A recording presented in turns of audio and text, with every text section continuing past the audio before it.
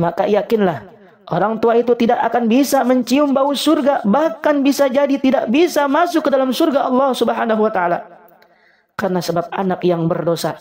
Sehingga anak ini menjadi fitnah, bahkan bisa menjadi musuh bagi orang tuanya kelak di hadapan Allah Subhanahu.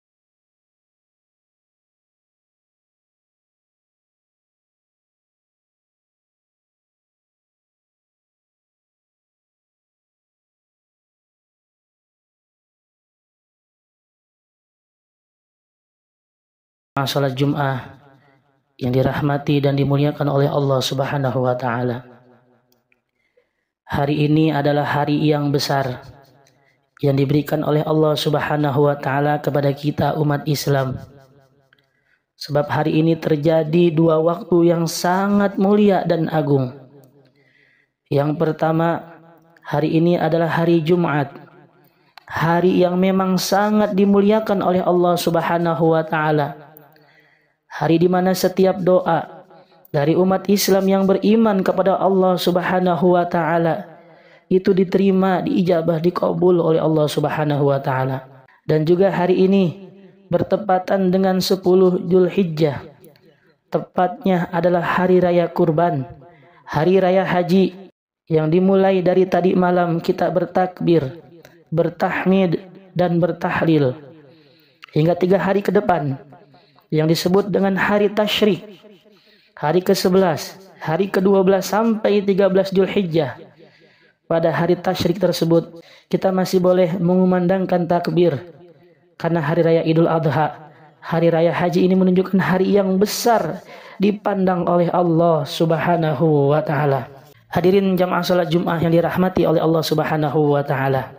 Pada kesempatan Jumat yang penuh dengan berkah ini, menyampaikan beberapa hikmah dari peristiwa kurban Nabi Ibrahim alaihi salam dengan putranya Nabi Ismail alaihi salam.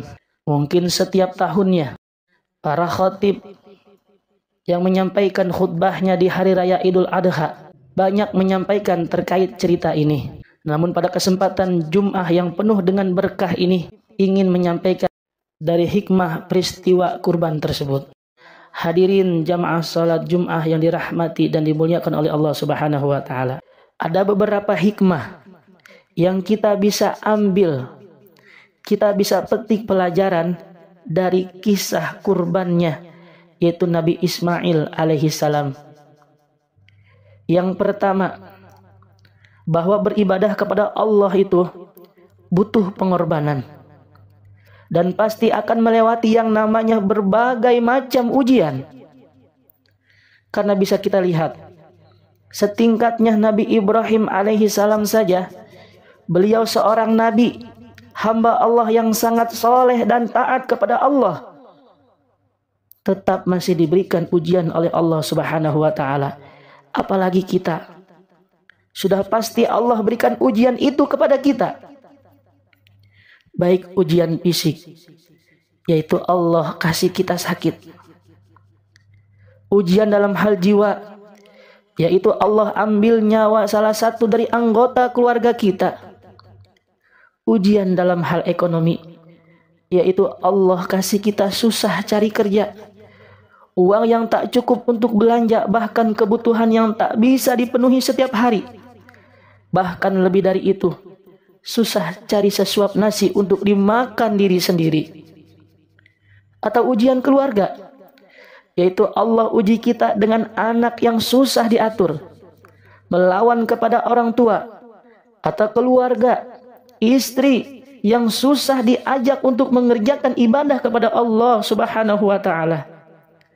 Itu semua adalah ujian yang Allah kasih buat kita, dan mau tidak mau itu semua harus kita lalui dan kita jalankan.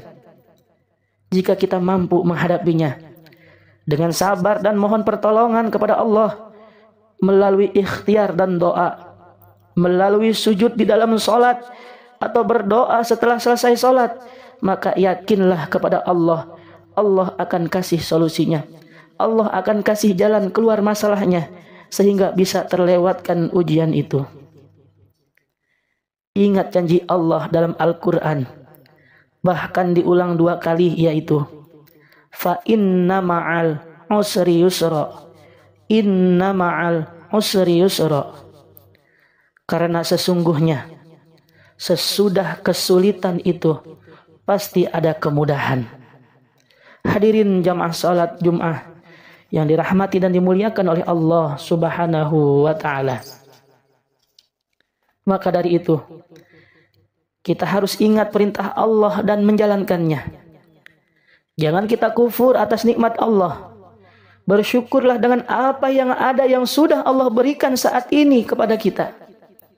Sesusah apapun hidup kita ini, sepayah apapun kita di dunia ini, jangan pernah tinggalkan Allah.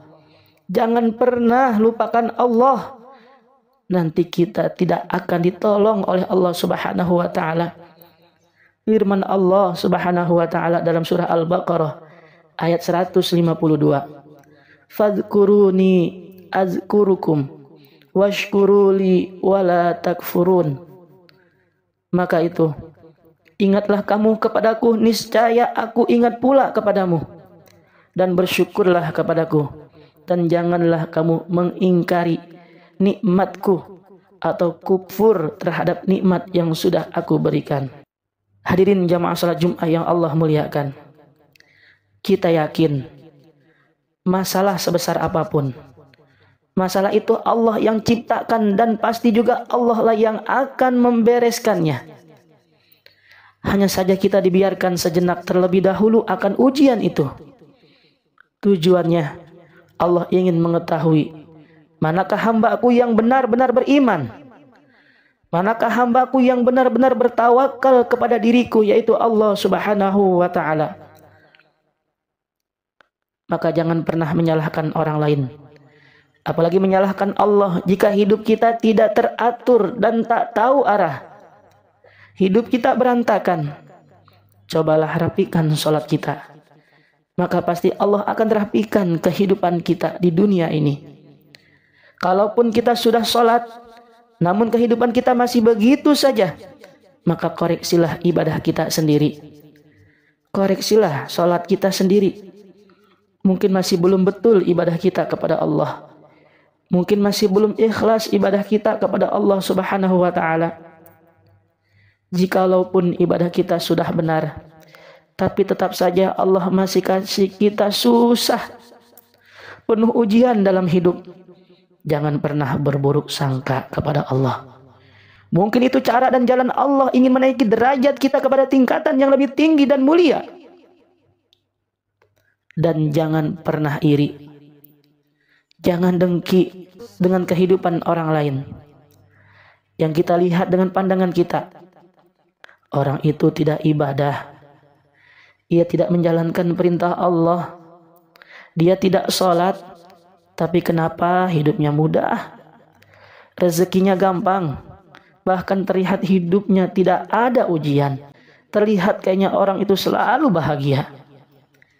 Ingat wahai jamaah semua yang dirahmati oleh Allah Subhanahu wa ta'ala. Ada yang disebut dengan istidraj. Apa itu istidraj? Istidraj adalah kondisi di mana seseorang yang terus-menerus dia berbuat maksiat, yang dia terus-menerus berbuat dosa, diberikan kenikmatan dunia seperti rezeki atau kekayaan, tetapi tidak disertai dengan hidayah atau petunjuk untuk dia bertaubat sampai akhir hayatnya, sampai dia meninggal tidak sempat untuk bertaubat. Bahkan tidak Allah kasih kesempatan sedikit pun untuk dia bertobat. Justru nikmat yang telah Allah berikan menjadikan dia itu tambah jauh kepada Allah Subhanahu wa ta'ala, jauh dari rahmat Allah, jauh dari ridho Allah Subhanahu wa ta'ala. Nikmat tersebut bukan tanda cinta Allah, bukan tanda sayang Allah, melainkan ujian atau hukuman yang ditangguhkan hingga waktunya tiba, yang sudah Allah siapkan siksaan-siksaan yang sangat sakit dan sangat pedih kelak dia sudah meninggal dunia. Hadirin jamaah salat Jumat yang dirahmati dan dimuliakan oleh Allah Subhanahu wa ta'ala. Hikmah berikutnya yang bisa kita ambil pelajaran dari kisah pengorbanan Nabi Ibrahim alaihi salam, bahwa sangat penting sekali mendidik anak dalam ilmu agama. Saat ini coba kita lihat anak-anak kita dengan pergaulan yang ada di luar sana. Betapa mengkhawatirkan, betapa mengerikan kalau kita tidak hati-hati, kalau kita tidak benar-benar menjaganya, kalau kita tidak benar-benar mendidiknya. Maka siap-siaplah kita selaku orang tua akan kecewa, dan siap-siaplah kita akan sengsara dan menyesal. Kenapa? Karena sealim-alimnya orang tua, setaat-taatnya ibadah orang tua, tapi kalau orang tua sama sekali tidak memikirkan pendidikan agama anaknya, tidak mengajarkan anak kenal kepada Tuhannya yaitu Allah Subhanahu wa taala, tidak mengenalkan anaknya siapa nabi atau rasulnya yaitu Nabi Muhammad sallallahu alaihi wasallam, tidak mendidik anaknya untuk menyembah kepada Allah dalam mengerjakan sholat, maka yakinlah orang tua itu tidak akan bisa mencium bau surga, bahkan bisa jadi tidak bisa masuk ke dalam surga Allah Subhanahu wa taala. Karena sebab anak yang berdosa, sehingga anak ini menjadi fitnah, bahkan bisa menjadi musuh bagi orang tuanya kelak di hadapan Allah Subhanahu wa taala. Firman Allah Subhanahu wa taala, "Ya ayyuhalladzina amanu, inna min azwajikum wa auladikum aduwwan lakum fahzaruhum."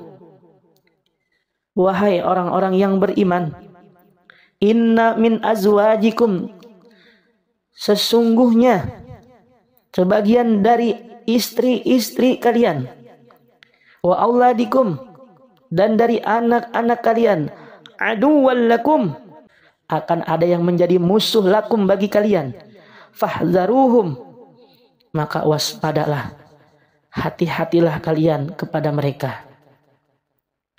Hadirin jamaah salat Jumat yang dimuliakan oleh Allah Subhanahu wa taala. Maka dari itu, sebagai orang tua jangan pernah bosan dalam memperhatikan anaknya. Perhatikan pergaulannya dan ibadahnya. Apakah anak kita di luar dia minum minuman terlarang atau tidak? Apakah anak kita di luar dia minum obat terlarang atau tidak? Apakah anak kita di luar mabuk-mabukan atau tidak?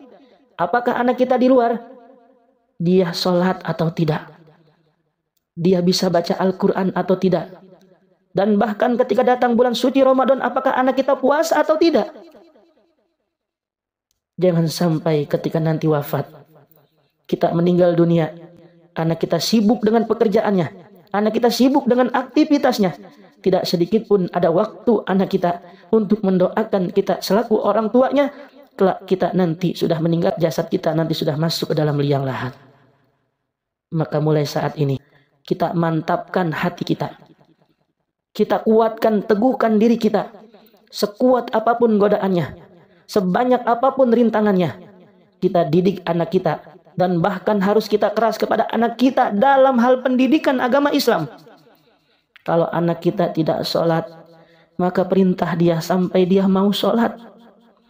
Jangan sepelekan agama anak kita, karena ujung-ujungnya kita juga selaku orang tua yang akan menerima ganjaran yang tidak baik di hadapan Allah Subhanahu wa taala. Kita berharap kepada Allah, memohon kepada Allah, mudah-mudahan dengan keberkahan di hari Jumat ini, Allah Subhanahu wa taala memberikan kekuatan, kesabaran kepada kita untuk selalu kita membimbing, mengajarkan, mendidik anak-anak kita agar mereka menjadi generasi-generasi yang sujud kepada Allah Subhanahu wa taala. Mudah-mudahan anak-anak kita dijadikan oleh Allah Subhanahu wa taala anak-anak yang soleh, anak-anak yang soleha, yang sayang, patuh, cinta kepada kedua orang tua, dan taat kepada Allah Subhanahu wa taala sampai akhir hayatnya mereka. Amin ya Allah ya Rabbal alamin. Barakallahu li wa lakum fil Qur'anil azim, wa nafa'ani wa iyyakum bima fihi minal ayati wa dzikril hakim, wa taqabbalallahu minna wa minkum tilawatahu innahu huwas samiul alim wa huwal ghafurur rahim.